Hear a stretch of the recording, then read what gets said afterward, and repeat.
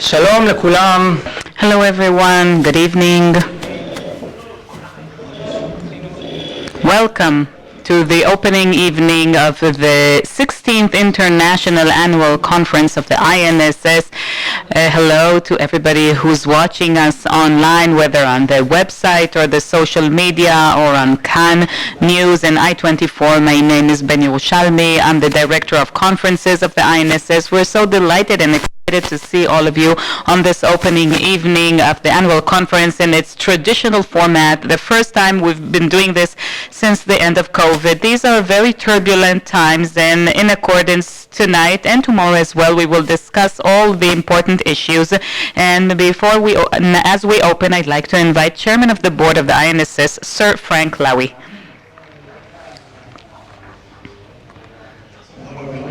Thank you very much. Good evening. Ladies and gentlemen, I am delighted to open the 16th annual INSS conference. We know that the entire world is quite a complicated place today. The war in Ukraine continues. And here in Israel, we are in the midst of a great debate after the recent elections. I do hope that this argument, that this debate will not weaken Israel's security.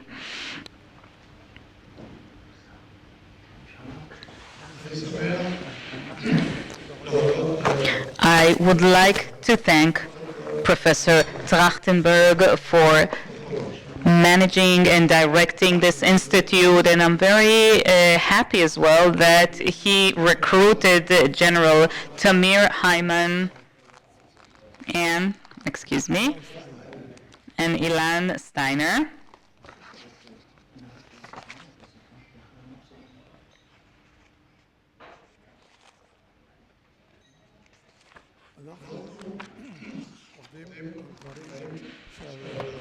We are working and researching security topics here in the Institute.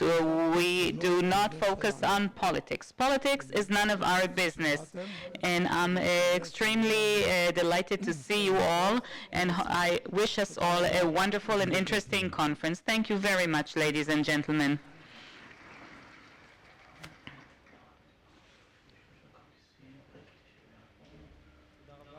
Thank you, Sir Frank. And now I would like to invite Professor Manuel Trachtenberg, the INSS Director. Good evening. It's so wonderful to see this hall once again lively and vibrant on this occasion. Chairman of the Board, Frank Lowy, thank you very much for your kind words, and members of the Board, members of the Diplomatic Corps, Ambassador of the U.S. to Israel, our dear friend Tom Nides, donors, friends of the Institute, researchers, viewers, and dear guests. As we've heard already, this is the 16th year in which we are holding this event, which has become a tradition and even a milestone in the public discourse and public thinking regarding the challenges of Israel's national security. But I must say that this year is not like previous years, and therefore this conference also cannot focus only on the known issues which regretfully have been with us for such a long time. Iran, the Palestinians, the Northern Front. Of course, not that the severity of these issues has diminished. On the contrary, it rather increased. But this time, for the first time in 75 years, the internal domestic Israeli strife, which is rifting the society apart, is also turning right in front of our eyes into an extremely dangerous threat on Israel's security, because it is not only the freedom of the judiciary or the robustness of democracy which are at stake here. It is also our ability as a society to uphold a shared ethos, to converge around a common vision that will make it possible to deal with outside threats and simultaneously promote a prosperous and just and free society here in Israel. This is what's at stake here. Without social cohesion, without a profound identification with the collective, without a Northern Star in common values, without broad consent regarding the rules of the game, without all these, I highly doubt whether the Israeli society will continue to be willing to shoulder the burden and to mobilize itself in order to maintain this glorious Zionist enterprise. That its meaning, there is no agreement even regarding its meaning. There are three features of dramatic legislation which is currently being promoted, which some people consider it as a necessary legal reform, while others treat it as a dangerous revolution that is threatening the regime. But there are three features that no one can dispute. The first one is that this legislation is a significant change in the rules of the game regarding the nature of the regime in Israel. Number two, that this legislation is promoted at extreme speed, much more urgently than minor bills, and I know this from my own personal experience regarding the promotion of legislation in the Knesset, and all this is being done without any attempt for genuine listening and attention, without any attempt to reach some kind of broad agreement and consensus. And number three, the legislation process is rifting the Israeli society. It's tearing it apart, and it increases the anger and hostility between the groups and polarizes people's positions. And I must say that I'm not even talking about the content. I am not talking about the substance, the what. We can argue about that, and this can be a reason for a serious discussion, but I'm talking about the how. And as a concerned citizen, I must ask, is this the way to go about this? Is this the way to promote such dramatic changes, even if some of them are indeed necessary? The success, this kind of success, won't it turn into a Pyrrhus victory? And things can be done differently. Just a few weeks ago, we expressed our support to the President's outline because we were very fearful regarding the implications that this crisis might have on Israel's security. The President's outline was and still is a sincere attempt to create a space for a respectful, constructive discussion and not merely cosmetic talk. And for that purpose, first and foremost, we should have stopped this legislation train that is rushing towards the abyss of dissent and hostility among us. Regretfully, the President's call wasn't answered. Ladies and gentlemen, there aren't evil people who are completely evil or completely righteous here, beyond the sectorial agendas and interests and personal agendas and interests that regretfully are very much present and perhaps are even fueling the reform or regime revolution. Beyond all these, there are certainly true feelings and arguments that must be addressed seriously to try and give them proper response, but not in such a way. Ladies and gentlemen, about a month ago, we submitted the Institute's National Strategic Assessment to the President of the State of Israel, Yitzhak Bougie Herzog. And in that assessment, we focused on some of the main challenges, which are true challenges for Israel's national security. First of all, extensive geopolitical shocks, which are reshaping the global arena. First and foremost, the growing dispute between the U.S. and China, and of course the war in the Ukraine. which are narrowing Israel's leeway and place where it can maneuver, and that forces us to choose sides, and that's not a good thing for our national security. Number two, the fact that Iran is in practice already a nuclear threshold country that might, as such a country, pose an existential, genuine threat over Israel for the first time since the 73 war. Number four, quick escalation in Judea and Samaria, as the Palestinian Authority is weakening, as the end of Abu Mazen's era is approaching without any diplomatic political horizon, while simultaneously the settlement endeavor is ever expanding, and that will ultimately create a situation of one state. All these have led to a severe wave of terror attacks and are increasing the potential for the eruption of an extensive violent clash, and ultimately the internal crisis following the advancement of the revolution, the regime revolution, which is also posing a genuine threat on Israel's security. I would like to focus on one of the dangerous ramifications of this internal dispute that not a lot of people mention, and that is the way the regime is diverting attention from, or shifting attention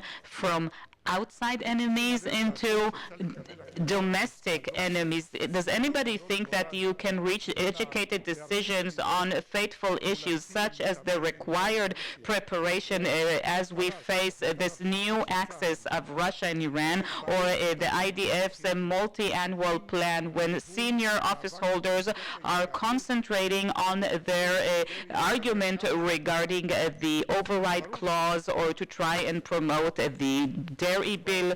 No, of course not. It's impossible. Ladies and gentlemen, in recent days we've experienced some severe terror attacks, the murder of the two brothers at Hawara, and the young Jew, an American Jew who made Aliyah, who immigrated to Israel. We bow down our heads along with the entire people of Israel, and of course we pay our condolences to the families. A short while after the terror attack in Hawara, we were appalled to see the terrible rioting of the settlers, burning down homes, some of them still with the residents inside, and who somehow managed to escape. Our loss of control over one of the most serious events perpetrated by Jewish Israelis here in this country, all that while at the same time senior officials of the coalition are adding fuel to the fire. Isn't this a serious damage to Israel's security?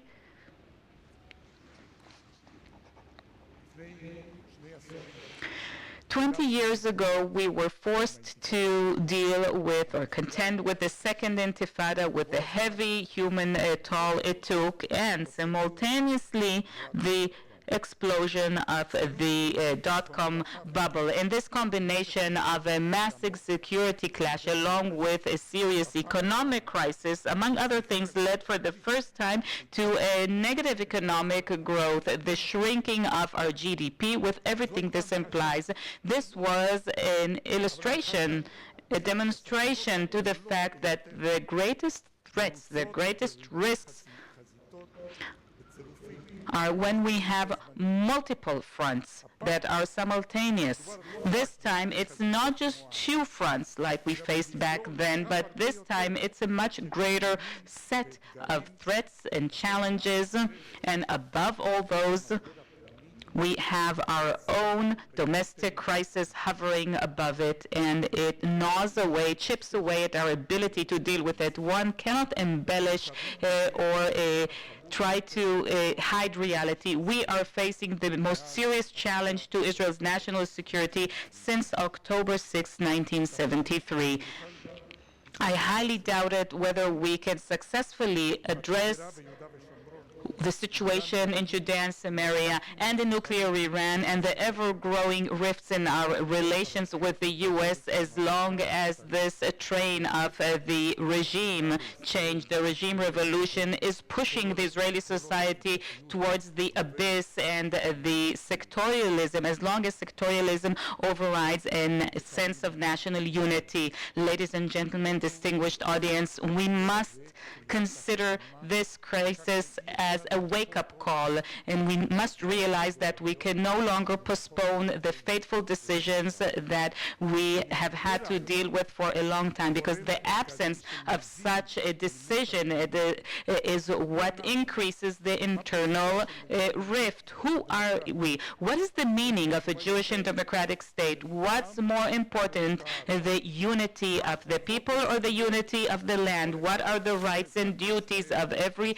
Israeli citizen, including the duty to serve? We must have a serious, frank discussion on all these issues as we strive in an uncompromising manner to reach compromises, broad, extensive compromises, and this is the only way in which we can overcome this crisis and rehabilitate what we have in common and address successfully our challenges from within and from without. It is our duty to do so. We have no other choice because we have no other country. Thank you very much.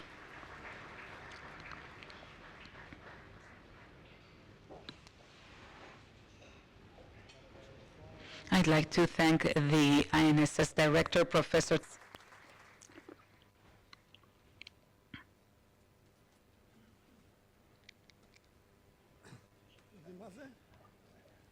Do you know what this is? This is my honor and my legacy, heritage. This is a certification of merit, and this hereby recognizes that my father, Mandelblit Baruch, participated in the war to liberate this land, and he got injured, and therefore he can put on his battle medallion. It is signed by the commander of the Etzel, Menachem Begin, and Eitan Livni, the operations officer. His daughter is here with us this evening, and Micha Pahi. Can you show this?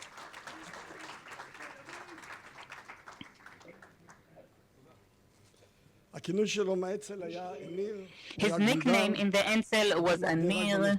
He was almost killed in the operation for the liberation of Jaffa. It was Metz operation, and he raised and educated his children, including myself, in the ways of Beitar and Ze'ev Jabotinsky and his predecessor, Menachem Begin, of course. The founding forefathers of the State of Israel, all of them, regardless of their partisan affiliation, all believed in the values of the Declaration of Independence, the values that are the basis of the State of Israel. These values are values that nobody ever thought people would dispute. And, you know, like the kids say, well, no, we are experiencing a regime revolution. It's not illegal or judiciary reform, and I'll try to prove that. And it'll be more convenient for me because of how I grew up to address these matters in the terms of the head of Beitar and the person who followed in his footsteps, Menachem Begin. And like I told you, these are the values I was raised on. And I think that their definitions are also more accurate, but that's my own personal opinion. I will be using 3 quotes out of many statements and quotes that we have from the head of Beitar and from Menachem Begin.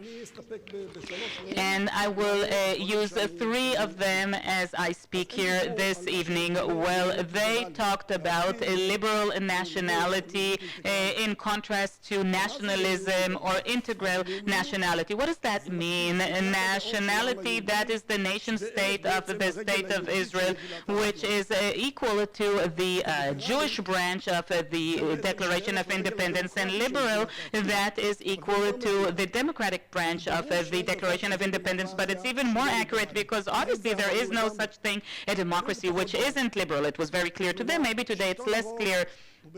So the majority rule is very important. It's important to me as well. The person who was elected must lead the state, and we must follow that person's directives. But that is merely a formal democracy. It's not a democracy yet. It is not enough. We also need a substantial democracy which maintains the basic rights of every human being, their liberty, the equal rights to minorities, and these things are obvious. I thought they were obvious, but it turns out that they're not that obvious. Who is in charge of maintaining these values? According to Menachem Begin and Jabotinsky, the first quote is from 1952. That's 71 years ago. It's a very famous quote. There are certain rights that people said that these are rights that cannot be negated. These human rights precede the state, and there are three foundations of a certain worldview, and these are, as I believe, the liberty of the individual, correcting society, and the supremacy of the law.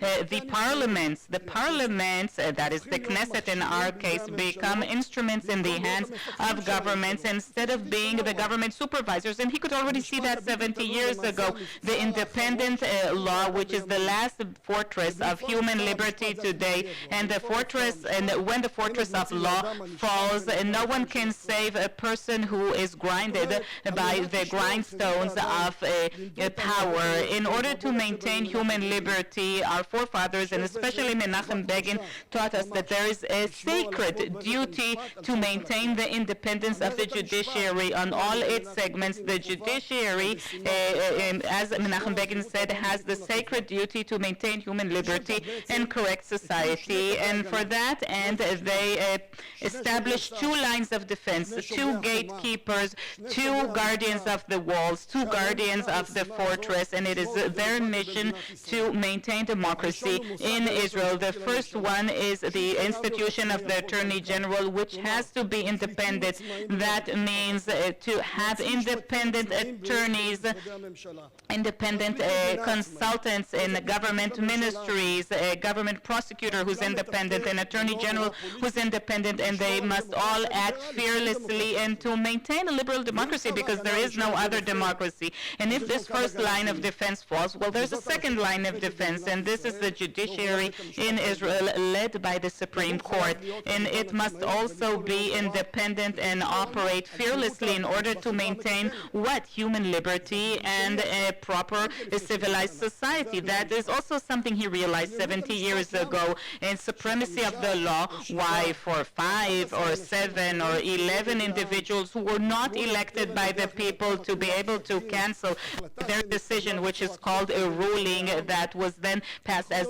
to cancel a law that was decided by the people. How can that be possible? These are questions people ask today, but Menachem Begin said 70 years ago, an elected parliamentary majority can serve as an instrument by a group of rulers, and therefore the people must determine its rights versus the parliament, just to make sure that the majority cannot take away these rights. How can this be done? Begin said this can only be achieved through the supremacy of the law.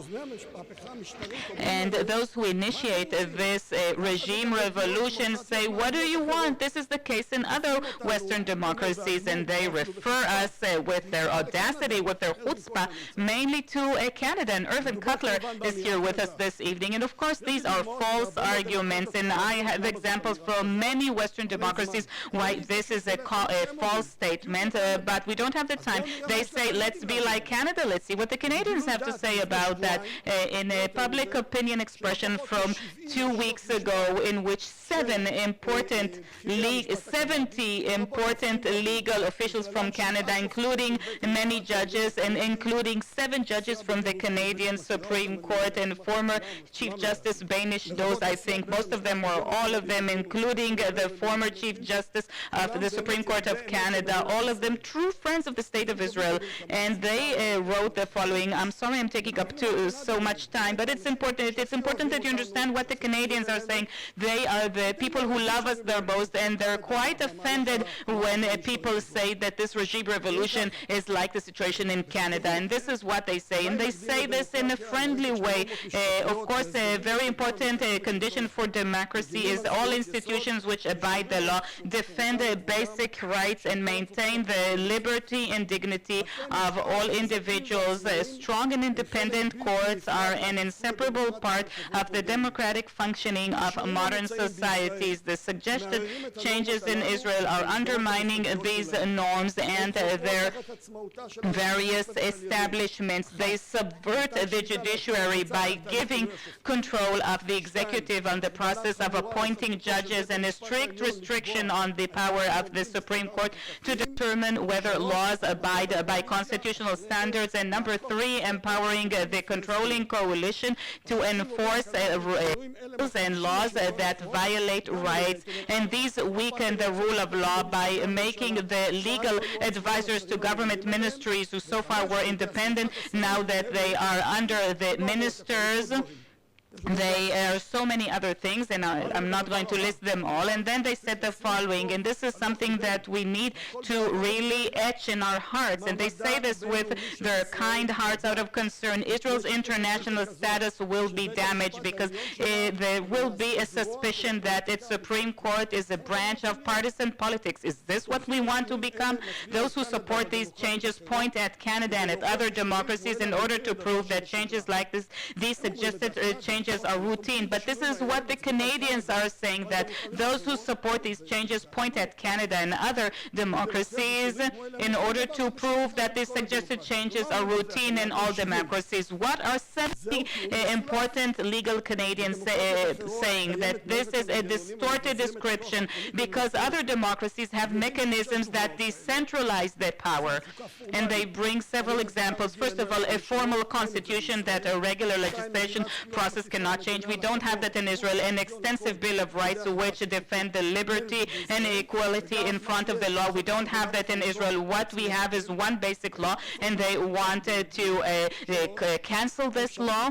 And number three, the ability to appeal to a human rights international tribunal, including the European Tribunal. We don't have that in Israel. And also an election system that's based on regions. We don't have that. A parliament with two houses that allows the upper house to discuss the bills suggested by the lower house. We don't have that in Israel. And a federal design that distributes power between local and federal administrations. We don't have that in Israel. On the other hand, in Israel, the prime minister and the coalition have very centralized power through their control of the legislative. And Begin said that 70 years ago, and the Canadians are saying that today. The only restriction on political power in Israel, there's one restriction. It is the role of the Supreme Court in maintaining the rule of law, the interpretation of basic laws, and implementing the basic rules. And they said that the Supreme Court in Israel, in such a unique situation, has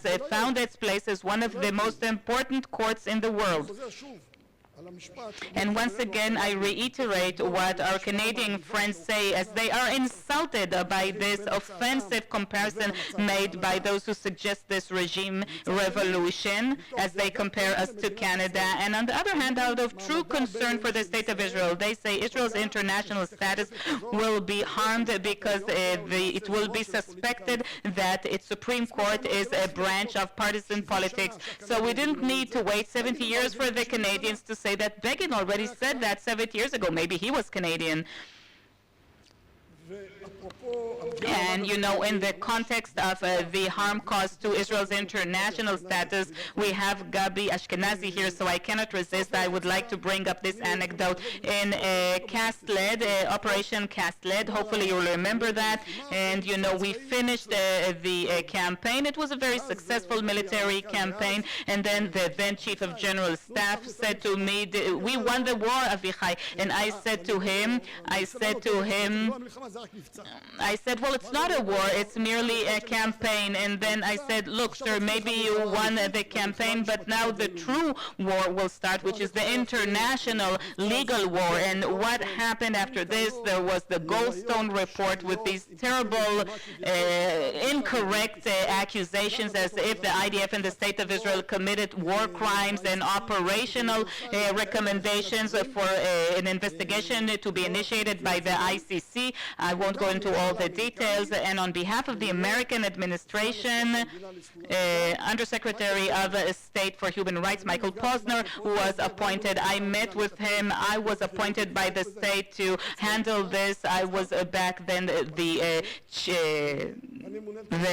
chief military prosecutor, and then I met with Michael Posner, and it wasn't an easy session, and that's an understatement. And then he said, what happened? I said, nothing happened. We're the same. What are all these claims, war crimes, and that you bombed the flour mills so that the people of Gaza won't have bread? You attacked the water wells in Jabalia, at El Nimer in Jabalia, so that the refugee camp Jabalia won't have drinkable water, an attack on a sewage facility at the northern Gaza Strip, when all the wheat fields of the Gaza Strip will be damaged so that they won't have bread, the attack of chicken coops, 2 million hatching chickens so that they won't have meat and eggs. So these were terrible arguments, but we didn't do any of that, and these are 7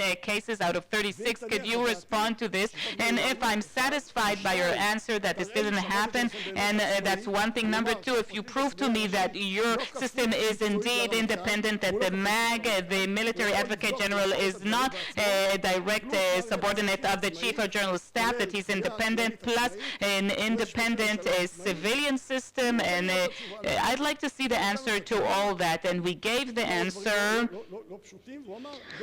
He said the only reason that we are working with you is because we share the same values, the same ideology, and if you're not there, we're through with you. We have nothing in common with you. So these are very harsh comments, and these comments were checked, investigated, and all these incidents didn't happen, and this is why even Richard Goldstone retracted. He was convinced. But if it weren't for 2 things, the incidents, and number 2, the independence of the legal systems.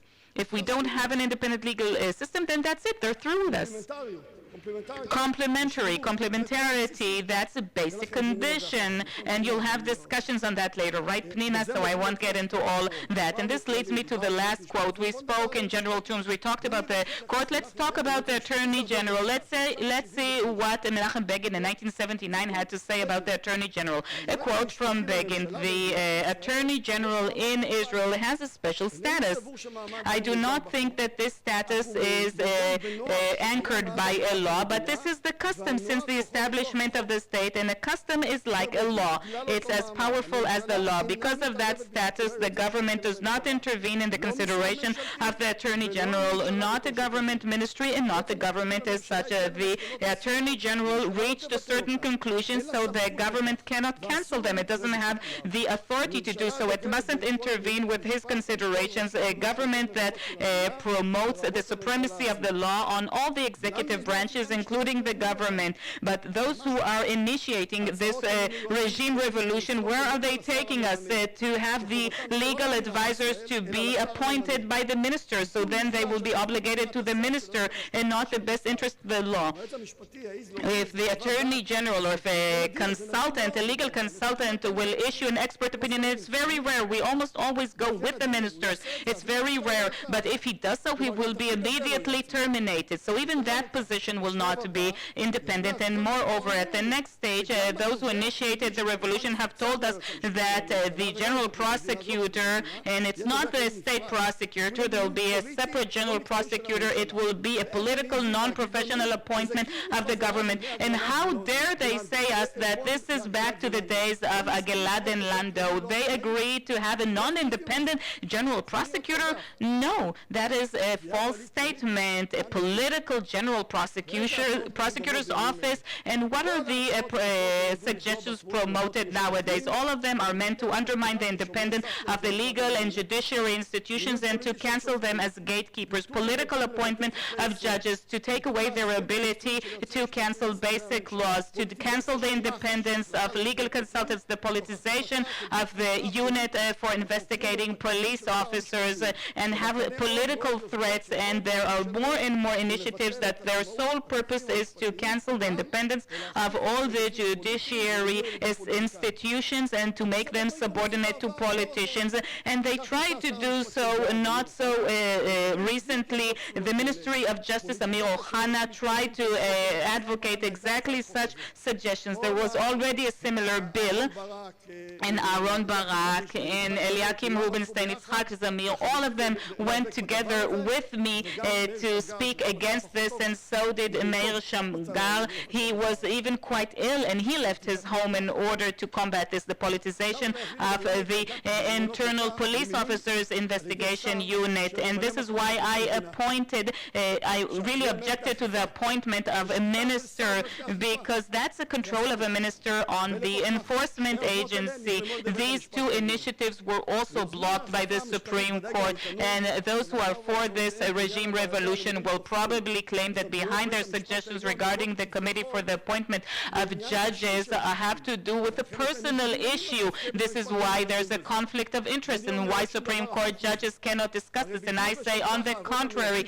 this is exactly why the founding forefathers of the State of Israel also considered the Attorney General and the Supreme Court as gatekeepers who are independent and defending the Israeli democratic liberal regime. Therefore, it is not merely their prerogative to renege any attempt of legislation which cancels Israeli democracy, but it is rather their duty to do so. And I trust them that these two lines of defense will not be breached, and they will uphold this legal duty in the spirit of our founding forefathers. I'm about to finish. Don't worry. I see my time is up.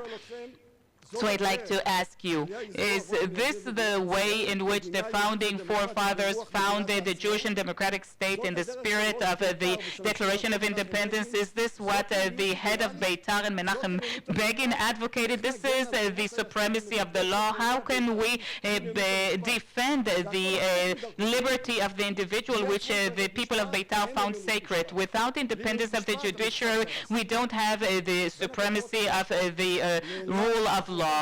And there was this, I mean, nobody remembers this, but I remember this. They decided to postpone. I know this trick to postpone by 3 months. It means it will never happen. The Committee of Ministers postponed a discussion on a certain bill that seek to adopt the Declaration of Independence as a basic law. Why did they postpone that? Why aren't they willing to adopt the values of the Declaration of Independence, to just copy it as is? We didn't need it because everybody knew that we would follow this. Maybe they don't want to adopt this because the values of the Declaration of Independence don't go well with this revolution. Maybe that's the reason. And to conclude, I wish to be practical. And it's pretty similar to what you said at the end, perhaps a bit louder or vociferous, but similar. Of course, there's room for correcting and improving the judiciary in Israel. I agree with that. It must be done. I'm a very moderate person. I'm prone to compromises. I'm all for a dialogue, and we need to start dialogue as soon as possible.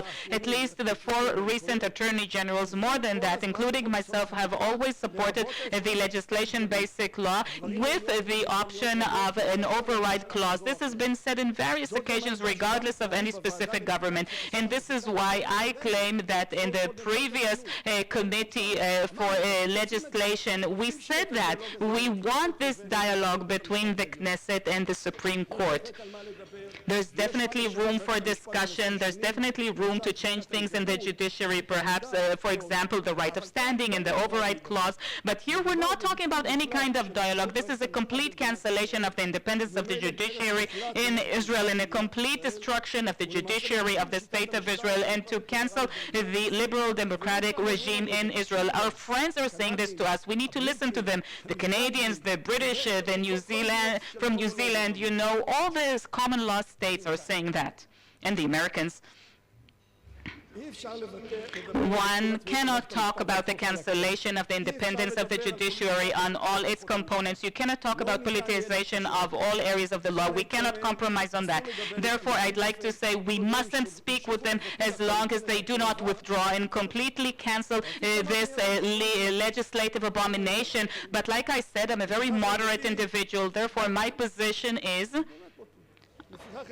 Therefore, my position is as a precondition to every dialogue, just like Manu said, we must completely cease all legislative processes. You need to stop. That's the bare minimum. And as long as they're promoting these proposals, there's nothing to talk about. It would be wrong to talk about it. And even one of these is passed, then there's no longer anything to left about. And then we'll have to have the gatekeepers, the Attorney General and the Supreme Court to defend the fortress. And I am confident that they shall do so.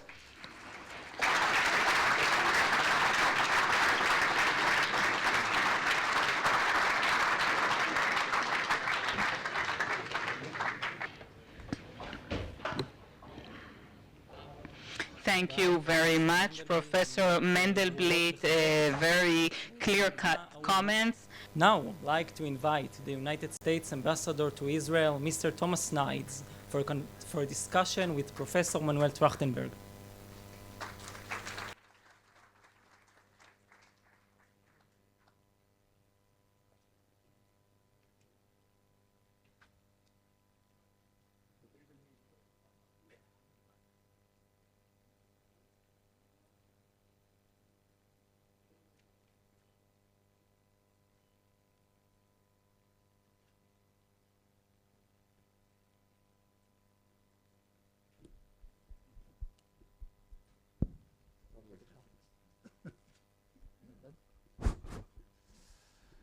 Good evening, Mr. Ambassador Tom Nides, our friend. A pleasure to have you here. As you can see, things in Israel are never boring, and now more than ever. Let's talk about what we just heard regarding this dramatic legislation that is being pushed forward by the current government. Now, senior U.S. officials that visited Israel and you yourself have expressed serious concerns about these reforms. And at the same time, some in Israel argued that voicing these concerns constitutes meddling with the internal affairs of a close ally. So can you elaborate both on your views of the current crisis and on this criticism? Well, first of all, thank you, Manuel, for having me. I think this is my multiple times I've been here, and the work the INSS does is great for Israel. It's good for the Jewish people. It's good for democracy, and I'm honored to be here. Let's step back. This is a very lively democracy, okay? Exceptionally lively, given the fact that 72% of Israelis showed up for the 5th time for an election in 2 years. 72%. We can only dream of that in America. And 56% of Arab Israelis showed up as well. So the idea that democracy is not alive and well is obviously proven by what goes on Saturdays in Tel Aviv and around Israel. So it's an honor to be part of that. I have been, as President Biden has said, and as Secretary Blinken has said, as Jake Sullivan has said, the values that bring our countries together is the democracy, the strong democratic values that Israel has that's shared with the United States. And those democratic values are presented in democratic institutions that we share with the State of Israel. When last week we were defending the State of Israel at the UN, one of the things that we always hearken back at is what we have in common are these two institutions, these two countries, these values. This is what brings us together. I have said, as President Herzog has said, and as you have said, and many Israelis said, we should slow down a little bit. It's just my opinion. Slow down a little bit. Maybe bring people together. Try to bring some consensus. Some Israeli official, I don't know who he is, I don't think I met him, suggested I should stay out of Israel's business. I really think that most Israelis do not want America to stay out of their business.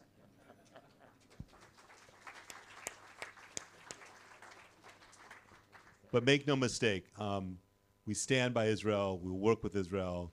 This is a very, very beautiful democracy, and it's been shown every day in every way, and it will continue. Thank you, Mr. Ambassador, for your words. And yes, indeed, don't get away from the business here, please.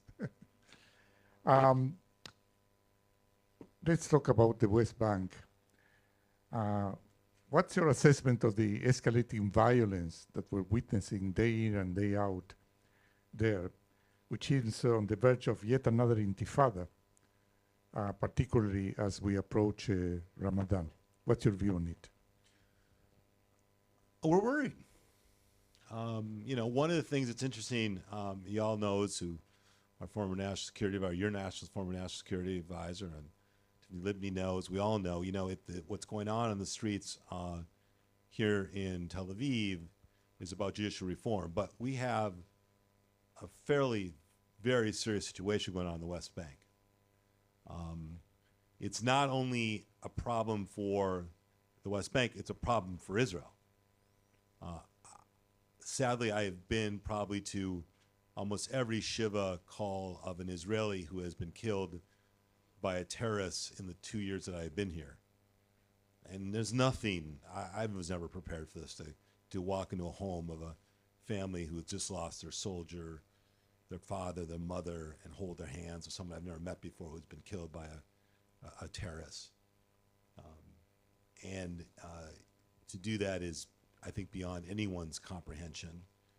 And so I fear for Israel in the security issue. But what also is going on in the West Bank is a deterioration of hope. And hope is a big motivator for people. And it's the obligation of the Palestinian Authority and the obligation of Israel to do whatever they do to keep hope alive. And to give the opportunity for the average Palestinians to believe that there is a potential for hope, potential of a two-state solution, potential just to have a good education and opportunity and to live freely.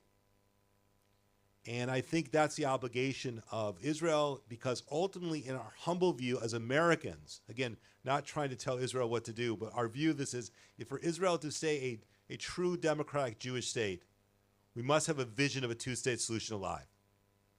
Because ultimately, that's what matters. So as much as I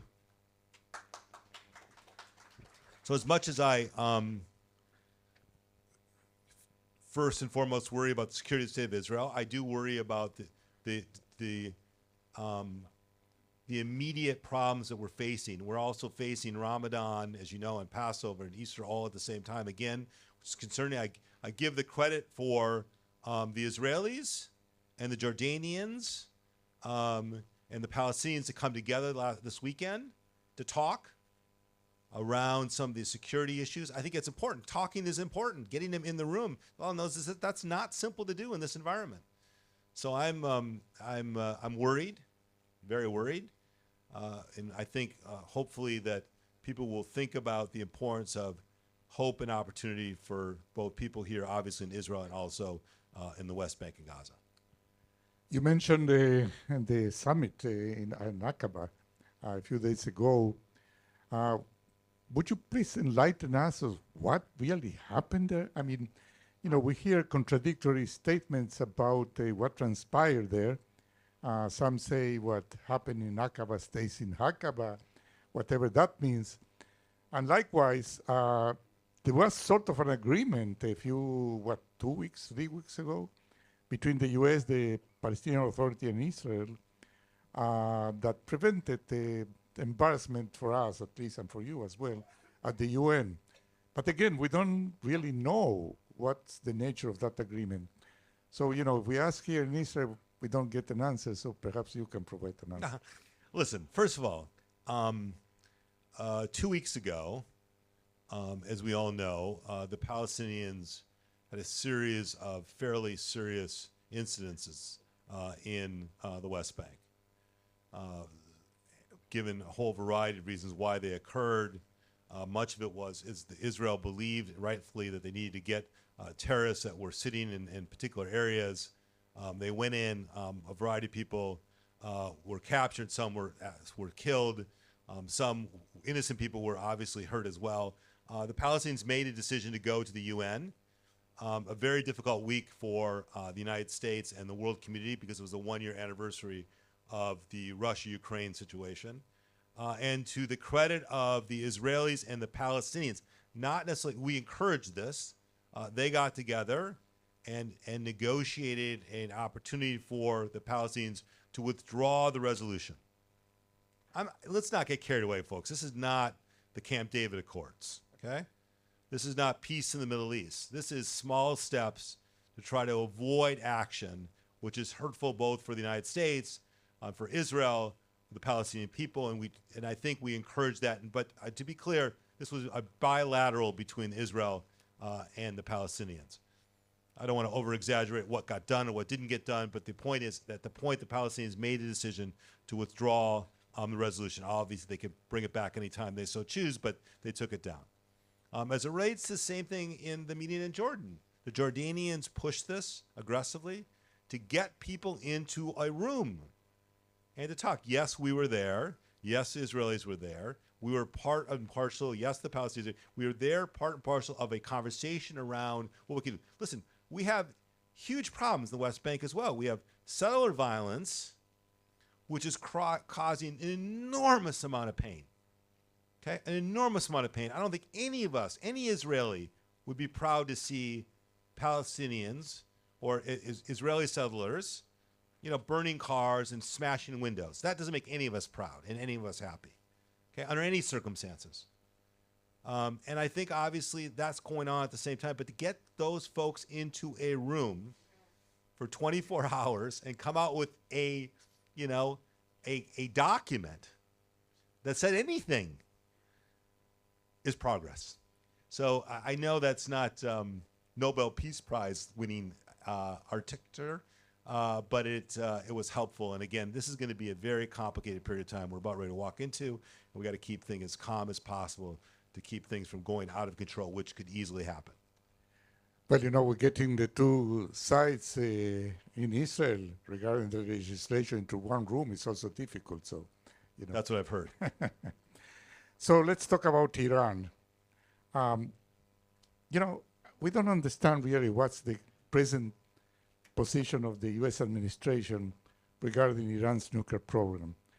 In principle, the JCPOA is still alive, sort of, and yet Iran is fast becoming a de facto threshold nuclear state.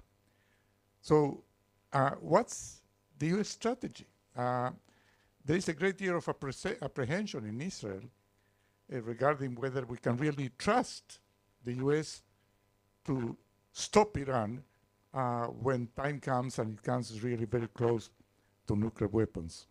Can you reassure us in that respect? Well, as my my colleague Dan Shapiro, is he here? I saw Dan earlier. Hello, Dan. So Dan knows as well as I do. This has been a vexing issue not only for the United States, obviously for Israel. It's something that we have spent an enormous amount of time with. Obviously, the Biden administration and President Biden, who was obviously the vice president of Barack Obama, we support the JCPOA. We can debate it. Plenty of people debate the good news or the bad news of JCPOA. It doesn't matter. The JCPOA was ripped up by the former administration. We are where we are today. And we can debate how we got there, but we are where we are today. And if you believe what you read in the New York Times, of course, I believe everything I read in the New York Times, that Iran is on the cusp of breaking out. Again, I only read what I read. I don't know. But ultimately, it's clear that this is a serious issue certainly for the state of Israel and for the Middle East and for the United States. And President Biden has said three things over and over and over again. Number one, we are not going to stand by and let Iran get a nuclear weapon. Number two, obviously, we do not tie Israel's hands to defend itself. And three, we have Israel's back. We have said that over and over and again. Obviously, America would always like a diplomatic resolution of this issue. Make no mistake, we'd like a diplomatic resolution. But as long as the Iranians are doing what they're doing, not only to their people in Iran, but then producing drone technology and shipping it to Russia to go against Ukraine, we can't have negotiations during those periods of time. So the reality of this is we are obviously quite focused on, as you all know quite well, Joe Biden made a commitment to both Prime Minister Bennett and Prime Minister Lapid and to Prime Minister Netanyahu, all within a year, by the way, made a commitment to all three of them that we have total transparency. Well, there's no, if there's no question, they know what we know what they know, we know what everyone's conversation. That is a commitment we made to Israel, and that is a commitment we'll keep. You mentioned the war in Ukraine. It seems that it has reached a stalemate. So how does the U.S. envision, if at all, an end game there? Well, first of all, I would not sure I'd characterize it as a stalemate. The United States doesn't get into this for a stalemate. The Russian, Putin, the treacherous behavior, the murderous activities, the war crimes, the things that are occurring in Ukraine, the United States has led the way with Europe and the world community to basically provide the Ukrainians the ability to defend themselves and ultimately to win what we believe are atrocities that are occurring. And make no mistake, the idea that that Putin will stop at Ukraine, I think any of us who have been in this environment know quite well that's almost impossible. And given the importance of this on the world stage, of the United States stepping up and organizing and helping and putting together the world community to fight back on Russia is important for all of us. So I think this has yet to play out. This is going to be a very tough spring for the Ukrainian people. Both sides are having a very difficult time, but we are in this for the long haul. As President Biden has said, he went there 2 weeks ago. Our Secretary of the Treasury went there 2 days ago. We're in it. We're in it for the long haul. We're in it to, as they say, we're in it to win. Lastly, Mr. Ambassador, as you can see, we have a great deal of trouble cheering up ourselves. So maybe you can do that for us. Do you have any reassuring message to the Israeli people? We love Israel. Great. We love you too. Listen, this just to give you a little idea how my life has turned into, okay? In the last week, I've had Senator McConnell with 11 Republican leaders, Senate leaders, come here. That was Monday, Tuesday, and Wednesday. Arriving Thursday morning was Chuck Schumer, the Senate Majority Leader, with 9 senators, all leaders of every committee in the Congress, okay? That does not include my friends from J Street, from AIPAC, and from every other organization I have met with in the last 10 days, okay? It is the relationship between the United States and this country is unbreakable. And that's the positive news today. Thank you very much, Mr. Ambassador.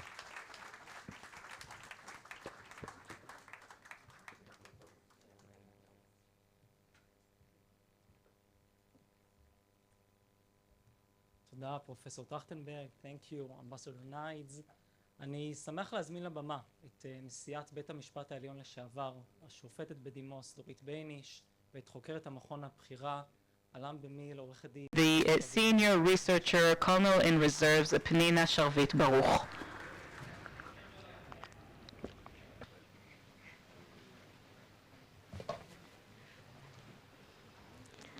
ערב טוב. Good evening. אז קודם כל תודה. First of all, thank you to the President, to the former Chief Justice, Dorit Beinisch. On such turbulent and difficult times, thank you for coming to our conference. And I'd like to start with a question.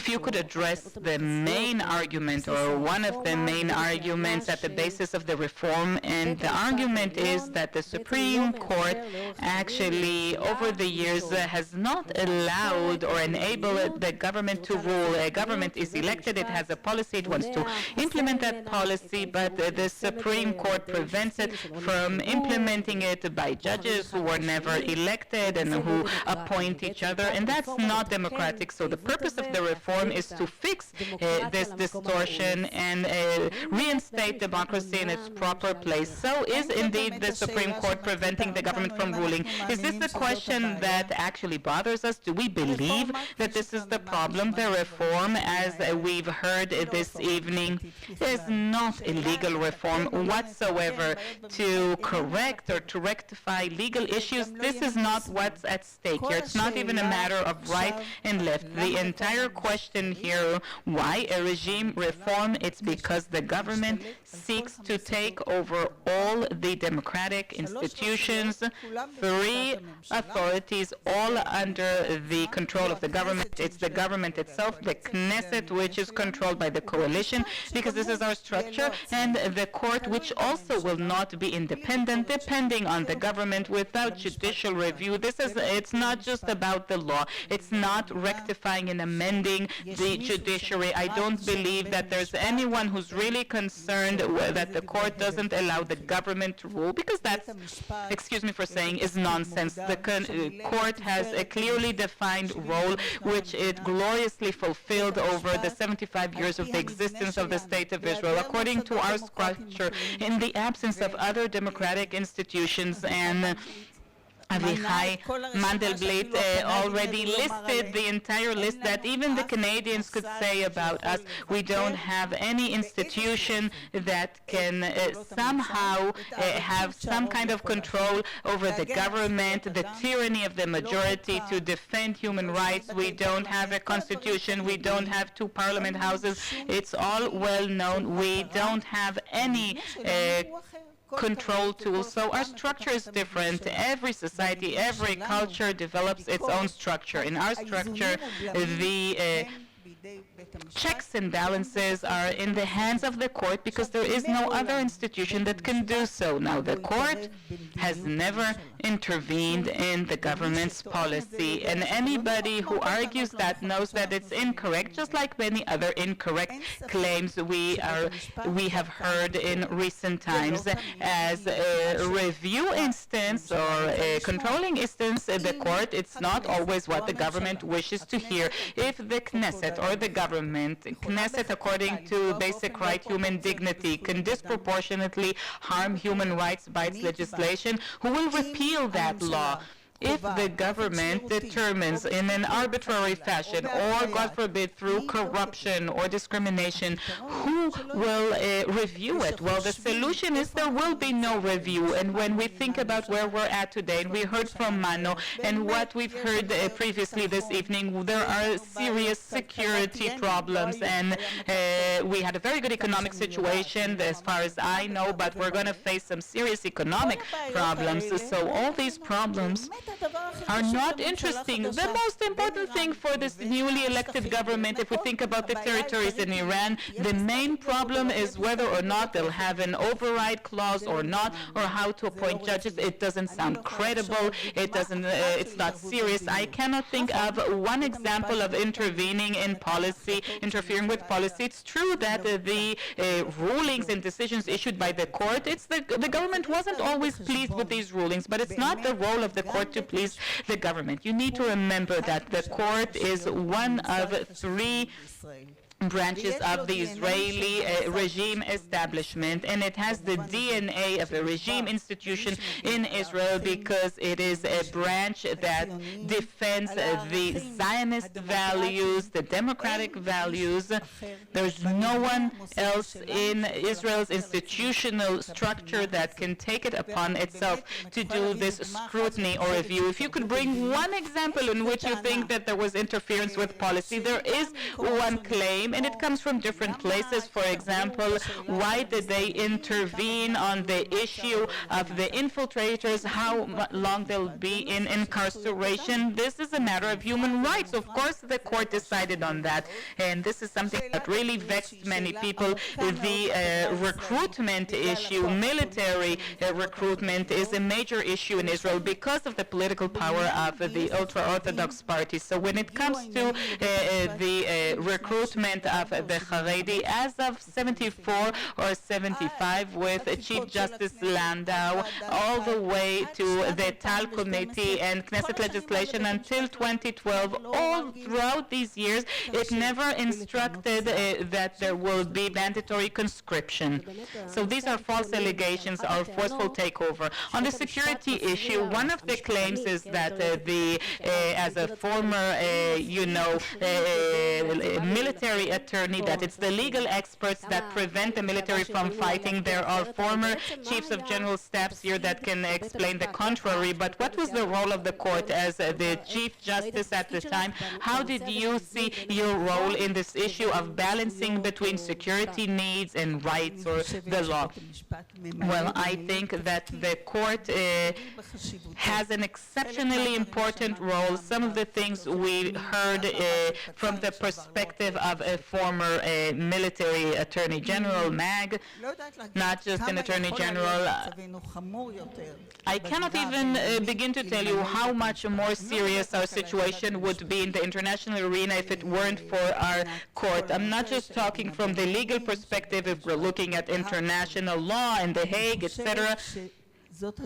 I think that this is the best example which is valued all over the world, and I have had the chance to speak with my colleagues in other countries how in our difficult reality, not somewhere over there, it's not Afghanistan, we were sitting in Jerusalem when buses exploded in Jerusalem. Terrorists were not something foreign to us. Bereft families are not something detached from us. We live in our people, within our community, despite people claiming to the contrary, and to find a way in which the military, and in times of war, to operate lawfully and fulfill its role, which is to defend the state of Israel. I think that the court, indeed, in endless examples, to the credit of the law. What is this similar to? This was the first court that, under very strict conditions, but discussed without avoiding the issue of targeted killing. There wasn't any other court in the world that dared to do it,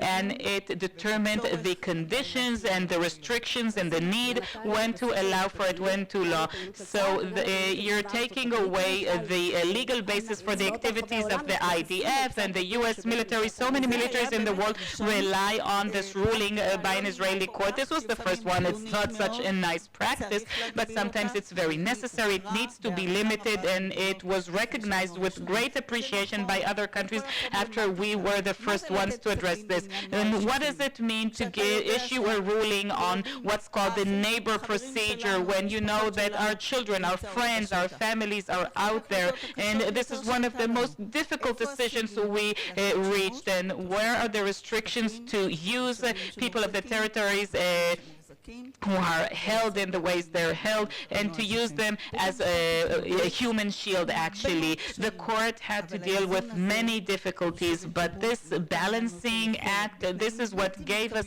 the ability in inconceivable conditions, because, for over 50 years to be in charge of a population, a civilian population, under such conditions, it's very difficult. There isn't any parallel to this in the world, and I can say that our court determined the balances. It recognized Israel's security needs, and all these arguments of political intervention in settlements, the court never took a stance on the legality of the settlements, and that's a major question, a very difficult question. Let's not play innocent in international law, but it only addressed the issue of seizing private land for settlement purposes. Beyond that, things that Israel is struggling over in the international arena, the court did not enter questions of policy, and for a reason. And we could also say that all the discussions were usually through dialogue between the representatives of the state and the court. There was always a dialogue, and, in addition to the constitutional dialogue between the Knesset and the court, there's another dialogue during a court case. You addressed a very important point. This is a practice that we developed, and I I was very much for it at the High Court of Justice because it's a very special instance. It's the first and last instance. It's a unique instance, and before any sensitive intervention, we asked the representatives of the state officials to go back to the government, and this is the kind of dialogue we had with state officials. If there's a problem here or there, and the Attorney General can point at the problem, and only after we got an answer that they thoroughly discussed this, then we decided whether the court could intervene. And this ping-pong between us and the government officials, I thought it was a wonderful tool for hashing things out and for non-intervention.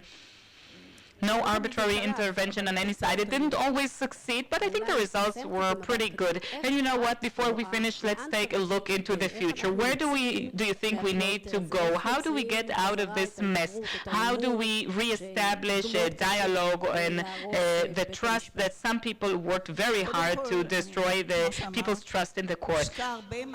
Look, just like you said, a great effort was invested in order to destroy the trust in the court, because the court relies on trust to a great extent. It needs this trust, and for many years they tried to affect public opinion against the court, but even today the court receives a much greater trust than all other political institutions that we know of. Can we get out of this if we don't give in to it? I have to say unequivocally, we cannot negotiate under threat, under a gun pointed to our head. And they're not saying that. The Minister of Justice said until Passover we will finish one part, one section, and immediately after Passover, and they're willing to give a week or a 2-week break, and they're not willing. Can we build a new method? Can we examine the disadvantages of the existing system? This is not serious. So you were right when you said, and I think all legal experts agree on this unanimously, everything can be looked into. You can look into the legal aspect. You can see how we can improve and elaborate, but that has nothing to do with what's happening out there. It has nothing to do with these proposals. The proposals have nothing to do with the court. They have to do with the government's desire to take over. If they would stop everything, if this legislation would cease, and they would gather as a committee of experts, serious experts of diverse opinions, including opinions that do not advocate the same opinions I do, but a professional committee that would examine each and every topic to see if there's a problem in the judiciary and then how to fix that problem. But since this isn't the case, this isn't their goal, this is why we cannot establish such dialogue. And I think that it's critical that this happens. And is there a possibility? Yes, of course. What about basic law legislation? We don't have time to discuss just how important that is. What about the determination what a basic law is? We just heard a basic law is something that the court cannot repeal. But what's a basic law? Every law we wish to pass can be defined as a basic law, because there is no definition, there is no constitution, there is no basic law legislation. And then if we do that, we can do everything. And I think that one good thing has happened to us in this very difficult, even emergency situation. The Israeli public has awakened. The Israeli public understands what are difficulties. We do not want to part with the Declaration of Independence. It's the basis, it's the foundation, the DNA of a Jewish and democratic state. And I think that there's tremendous willingness today for the entire Israeli population to not undermine this basis. This is the basis for our existence as a state. This is how we were established. This is our foundations, and this is what we'll maintain. And if there's a basic law that will cancel the Jewishness, God forbid, or the democratic nature of this country, this is where the judiciary must intervene. Thank you very much. And once again, I'd like to thank former Chief Justice Beinisch on behalf of Israel's security. The Supreme Court has a significant contribution, and maybe not everybody is aware, to our triumphs in the battlefield and also in the international campaign. We supported Israel's security for many, many years. It wasn't always that in every country. You came from your system and also in the general system, and the court never shunned away from addressing these issues, and I believe that it merely strengthened Israel's security and did not undermine it. Thank you very much. Thank you very much, Pnina. I'd like to thank former Chief Justice Dorit Beinisch. Now I'm honored to invite the Director of the INSS, Major General in Reserves Tamir Hyman, Lieutenant General in Reserves Avi Ashkenazi, and former Director of the NSC, Dr. Eyal Hulata.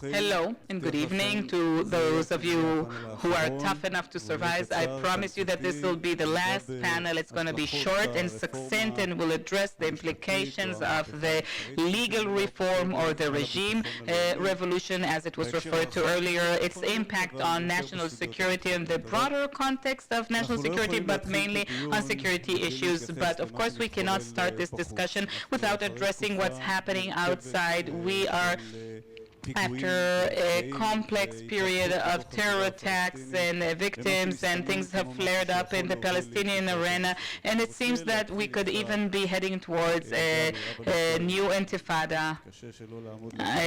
You know, he used to be my commander. I want to stand at attention when I speak to him, but I'm getting used to it. I can call you Gabi, right? I'll call you Gabi again. I actually enjoy this. So, what is your assessment? Is it deterministic? Are we going towards a flare-up? Can we curb this? And what's your recommendation in order to shift us from this collision course we seem to be on? First of all, thank you very much.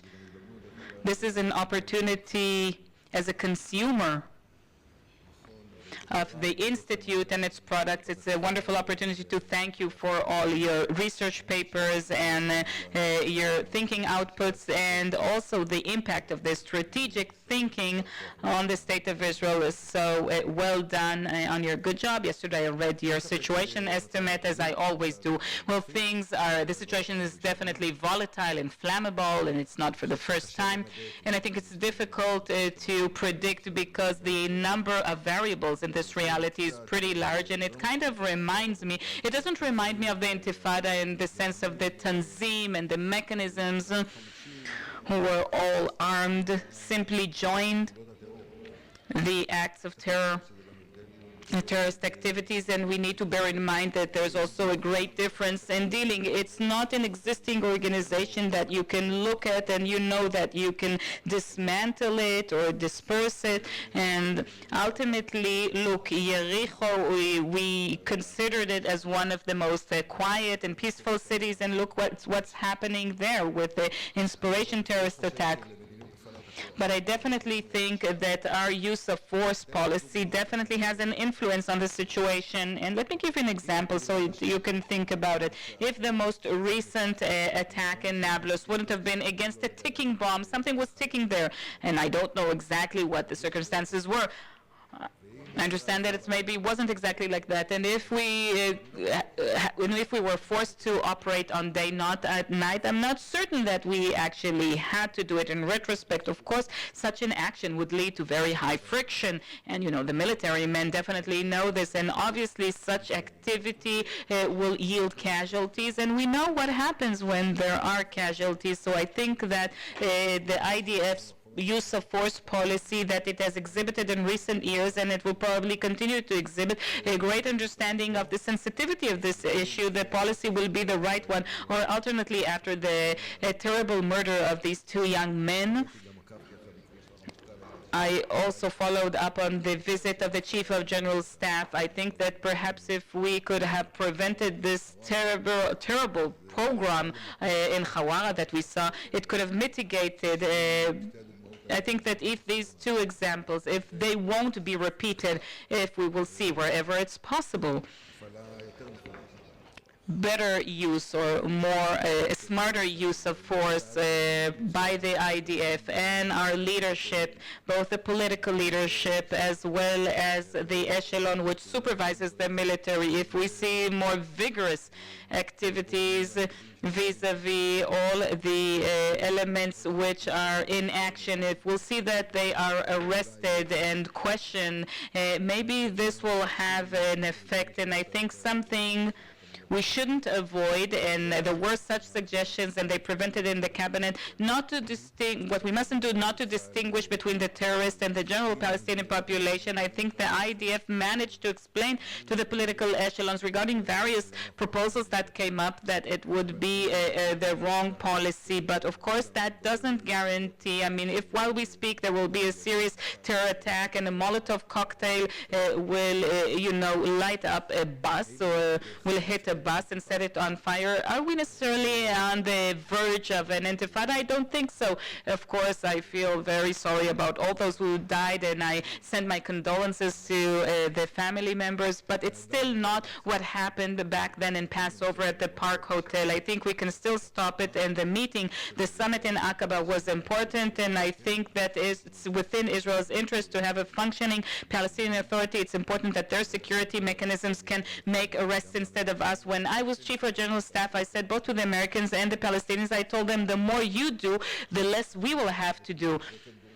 And I would further reinforce and strengthen the Palestinian Authority agencies and give them more capabilities, whether it's equipment. I think it's in Israeli interest. I prefer the Palestinians to arrest the members of the Lion's Den at Balata and not any elite commando unit. This, alongside other measures such as the separation fence and other things that have been mentioned, I think these can cool things down, and most importantly, Jerusalem. I think that what they're currently doing in East Jerusalem, the government, if we do a cost-benefit analysis, I don't think it's the right measures. I don't know if everybody's aware of what's happening. You know that tens of thousands of people enter Jerusalem from East Jerusalem to work in our city, where we drink our coffee at restaurants, hotels, hospitals, the Shaarei Tzedek Hospital, the Hadassah Hospital. And there are some major difficulties there, and I'm not sure that this contributes to our security. I think we need to address that. And of course, the last point is going to the Temple Mount. If there's one thing that's sensitive, not just with respect to the territories, but this entire neighborhood, that's the Temple Mount. Thank you. Now let's move on to the ramifications of the reform over national security. We are indeed seeing here a certain counter-reaction to the reform that's becoming very significant, loud, dominant, and it even illustrates the vibrancy of the Israeli democracy, but the polarization is ever increasing. Social resilience might be undermined as a result of this reality, and we are hearing very dire projections if this reform will be fully implemented. So the question I'd like to ask the two of you is, to what extent and do you think the implementation of this reform fully as it is currently presented, will it weaken Israel's national security, or how will it impact Israel's national security from a broader perspective? I'd like to start with you as someone who until recently was the head of the National Security Council. What's your point of view? Well, let me first of all take this opportunity to thank the INSS for inviting me. I'd like to thank you for this evening, and I'll maybe say more tomorrow. But as for your question, well, I think that we are in a situation that there's no doubt that the reform has a serious effect on Israel's national security. Just a few weeks ago, we reached a situation that never happened in the past. Most majority of directors of the NSC convened, and we signed a letter that was submitted to the Speaker of the Knesset, the Prime Minister, and the Chairman of the Opposition, in which we warned regarding the dangers that we see, each one from his perspective, from his previous position, and how the reform is going to impact Israel's national security in the way it's currently being promoted. I'd like to say that to convene all heads of the NSC for any kind of action, it's unprecedented. And when I entered my office, when I assumed office, I kind of entertained the thought of convening the heads of the NSC to a forum every once in a while to discuss various issues, and the conclusion I reached was that I wasn't going to do it. I don't know if the forum of the former heads of the military intelligence was convened, or a forum of chiefs of general staff. The forum of the heads of NSCs was never convened in such a way, and the fact that this was a situation in which almost everyone convened to discuss this stemmed from a very profound realization of all those who signed this paper and also those who didn't sign, that this is a true threat to national security. But why? How does it threaten national security? I think that the first thing we need to address, and this came up today, Israel's national security relies on several foundations. I don't want to elaborate on that right now, but one of them is social cohesion and a sense of a shared mission. This is what has been with or part of the Israeli society since the establishment of the State of Israel. Mandelblit described this earlier and presented this certificate his father received at a time in which Menachem Begin instructed his soldiers to put down their arms and to join the establishment of the IDF in order to prevent a major rift in the people at the most polarized time Israel ever experienced. I was born much later, but I heard about it from my grandparents. Our social cohesion has a critical role in our ability to overcome this, and this is currently threatened, first and foremost, because of the process in which this is happening, and I think also because of the substance. And there was disagreement regarding the content between us, the directors of the NSC, but there was no disagreement about the fact that the way this is happening unilaterally, quickly, even the rushing into this, and over this evening they mentioned the law of human dignity and liberty. We should mention that this law, human dignity and liberty, was passed jointly by a member of Knesset, Uriel Lin from the Likud, along with Amnon Rubinstein from the Shinui Party, and it was achieved following dialogue between the parties. They worked on it for several years because this is how you conduct significant far-reaching changes in the system, and this is not currently happening, and this bears a risk, and we feel this risk in national social cohesion. I see phenomena, you probably will agree with me. We are reaching a situation that people reservists saying that they won't volunteer, and it's inconceivable. It's inconceivable as part of Israel's national security. These are major cracks in our national security, and this is highly concerning, and I think it's well known to the decision makers. It's very clear to Netanyahu, our prime minister as well, and it must create in a way that won't fully realize this threat, because if it happens, this will be a threat to national security. So you talked about social cohesion and the reservists. Gabi, is this thing risking, in your opinion, Israel's national security? No doubt about it. I think that the issue that we're talking about, it's not just the regime revolution. We are talking about a major crisis here. We've experienced and survived serious situations. I'm old enough to remember what happened after the 73 war, and I remember the demonstrations with the 400,000 participants after the first Lebanon war.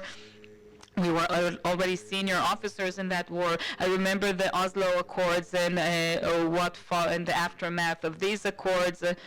I remember the disengagement.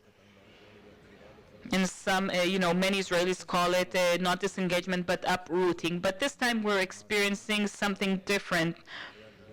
What's the effect? Eyal talked about cohesion. I'll talk about it from a different angle. I'll talk about other effects, and the most important one, I believe, is the internal threat over social resilience. I always believe that the true strength of the Jewish people, of the Israeli population, is solidarity, this sense that we don't only share a common past, but we also feel that we share a common future, and this has been rifted. Our might doesn't lie in the number of F-16s we have, but this understanding that there's a certain core that crosses all party lines. It includes religious and secular Jews, and it's this common issue, how we want to live here, where people want to raise their children, and people are willing to sacrifice for that. That is the source of our power. This is why everybody mobilized in the 73 war, and this was the last time there was an existential war, because it was clear to everyone what would happen if the Syrians conquered the Golan Heights, or in the south what would happen. And this is what we're playing with, this willingness to mobilize. It shouldn't happen. And you know, another point, our neighbors, when they look at us, and I think what's happening here is also undermining Israel's deterrence. These are major issues. It doesn't mean that they'll pounce on us tomorrow morning, but Israel, when it's presented with these rifts, and you know, we need to remember that we reached this after 5 election campaigns, it all, you know, converges into these very deep fault lines.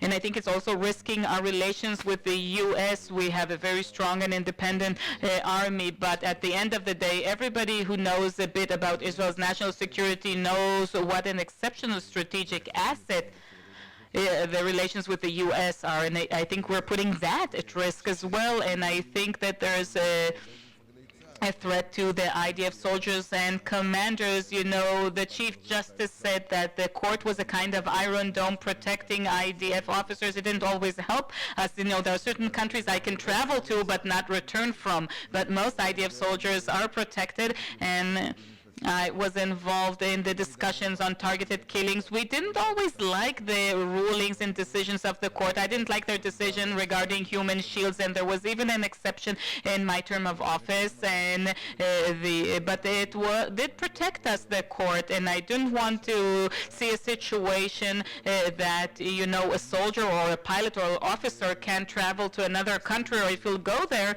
that person will be arrested. I don't know if you know how simple it is to arrest us overseas according to the laws of their parliaments. I don't want to get into principles of universalism and how they did that, etc. So it could impact the willingness to take a risk. It could impact the willingness of people to be drafted and the ability of Israel to protect them. There are other implications as well on Israel's national security. One last point, if we understand that the largest external threat, as you also mentioned in your situation estimate, is Iran, we also need the world.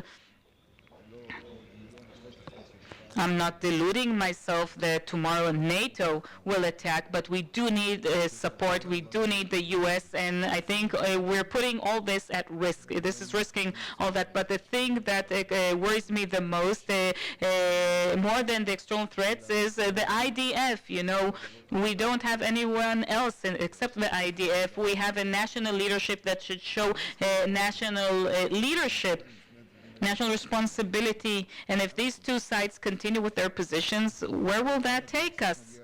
Ultimately, we will find ourselves, they call it a constitutional crisis. Well, ultimately, the Chief of General Staff will have to decide, or Fuchsi, the commander of Central Command, will have to decide. I know what they'll decide, but we don't want to get to that. There aren't any winners here. All I see is how we can all lose. So this is why we need to exhibit national responsibility, to go into a room and reach understandings. Gabi talked about the U.S. and the special relations with the U.S., and international legitimacy, and I think that what characterized much of your role is the special bond you've created with the U.S. and the achievements regarding the objection to the JCPOA and other achievements you reached very well. Assuming that we all agree that the special relations with the U.S. and our power there is essential, do you share the fear that this reform or that the current policy of the Israeli government might lead to a certain undermining of the special relations with the U.S., whether short-term or long-term? Is this working? Is it working? It's not working? Chief of General Staff, can I take your mic? Your mic always works. Look, the U.S. ambassador to Israel was on this stage just a few minutes ago, and he talked about it. I have to say that, you know, when I look at the relationship with the Americans, the reform concerns me, but it's not the main concern. I'm not going to repeat what was said earlier by Gabi as well, but let me tell you what does concern me, and it's related to the U.S. and it also is related to priorities, because ultimately when the agenda, when if we look at the things we need to address and the things that must truly concern us, Iran is definitely high up on the list, and we still need to talk about the policy regarding Iran, what's correct and incorrect to do, but nobody can dispute the fact that Iran is at a point in which it's very close perhaps to the ability to decide to take action that will force us to take action. And what is preventing that is deterrence. There's a certain Israeli component to deterrence. It's a very important component, and mainly Iran has been facing, especially over the past 2 months, it's facing an international system that has reunited. Iran made a lot of mistakes that led to this reuniting, and Israel, of course, didn't miss any opportunity to make sure that this becomes a tight-knit fabric. We have ambassadors of European countries, and if they had an opportunity to talk, they could have told you how their governments consider Iran in this respect. There's absolute unity of the international system as it considers Iran as a global threat because of the war in Europe, the Russia-Ukraine war, and also because of other reasons. Last week, there was a certain indication that the IAEA found remainders of high level of enrichment in the Israeli system. The way I know it, this is something that would constantly be in the headlines. It would guide the policy. It should be the top-level dialogues of all elements, Ministry of Defense, the IDF, the NSC, the Foreign Ministry, to make sure that everybody's doing everything possible, first of all, to understand if it indeed happened and under which circumstances, and if it did happen, to see what we're going to do about it. But that's not happening. And also regarding things that are happening in Judea and Samaria, I'm not sure that they are getting full attention as public dialogue, and also within the system. It is not focused on this, and it couldn't be the most important thing that's happening in Israeli national security. This is what concerns me with respect to the U.S., and the U.S. is aware of that as it looks at us and what preoccupies us, and it is accustomed to a certain order in which we discuss these things with them, and I'm certain that it's unclear, and this is what bothers me. Now, after having said that, I have to say that in one way or another, this will have to reach a solution before it becomes a constitutional crisis, the kind of dilemmas mentioned by Gabi earlier, and on the following day we will look back, and if it looked like yet another serious crisis, we remember, but the long-term damages of this thing would be to rearrange the priorities, the work routines of the system. A lot of people will have to work very hard in order to do that, and the earlier we do it, the sooner we do it, the better. So to recap briefly, if you could address the two recommendations, which recommendation would you give to the Israeli government on the firmer process of the reform/revolution, and what do you think is the main challenge of Israeli national security which isn't addressed properly, that the direction of action is misguided? Please be brief, one about the reform and one about a key national security challenge that you think we're heading in the wrong direction regarding it. You know, I just wanted to say one more thing. I think one of the ramifications that we're dealing with doesn't just stem from the legal reform or revolution. It also has to do with the government policy in the territories. If we continue this reality, I think we might risk existing achievements like the Abraham Accords. As somebody who's there quite often, I used to think, you know, when we learned about the results of the elections, that people asked me, what will be the policy of the government headed by Benjamin policy? I couldn't predict everything that was being done. I said that on security policy, if Netanyahu has to choose between Ben Gvir and Ben Salman, he'll choose Ben Salman. And I'm not sure about that today. I'm speaking in respect of policy. If you want to bring the Saudis, if you want to maintain the accords, you cannot, you know, change the status quo, even if it's not. I know what their true sentiment is towards the Palestinians. And I think the government needs to better choose its policy and not to risk what it has, definitely if it wants to expand it. And for that, we need the Americans. It's not just about the revolution. We need the Americans. As for the challenges, I have no doubt that the key challenge is the domestic one. I insist on that. I'm not underestimating the Iranian challenge and the territories. I see a true risk to our ability here to live together and to act in view of the depth of this crisis, and it needs to be resolved. It needs to be resolved quickly. Like I said earlier, no one wins. If both sides continue, they will continue with their measures, then the other side will continue with the protests. We'll all lose out, especially the government that bears responsibility. We need to make every effort, even if it means a compromise or to freeze or to stop. Next week is Purim, and there is no legislation on Purim. We can decide that they stop and enter the room. Things are happening. People in the know that there are professional teams, and people are meeting at the president's home. But I think that the top-level leadership in Israel needs to understand the magnitude of this hour and to exhibit responsibility. This is a time for leadership. Nobody else can resolve this. We need to say, okay, we got carried away. We couldn't predict. We didn't know. They need to stop.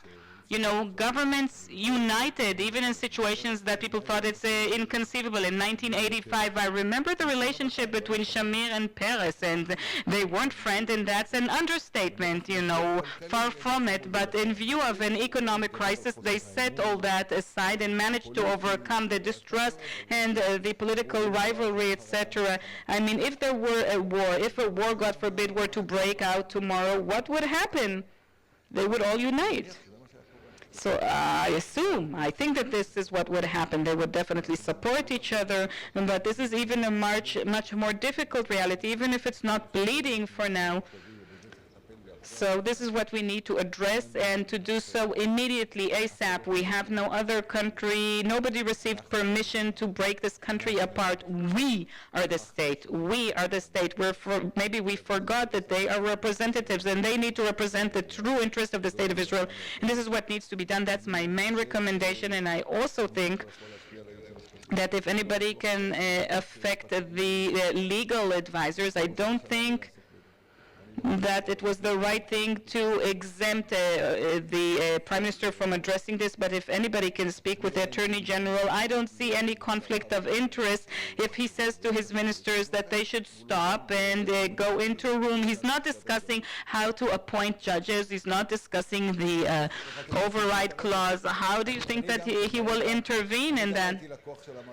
I was also a customer, a client of the legal system in the past, and As a customer of the legal system, I also faced a conflict of interest, and my legal advisor said this is a conflict of interest, but you can advise us, and I think this is what he should have been told, and he wasn't told that, and it's not too late to correct that.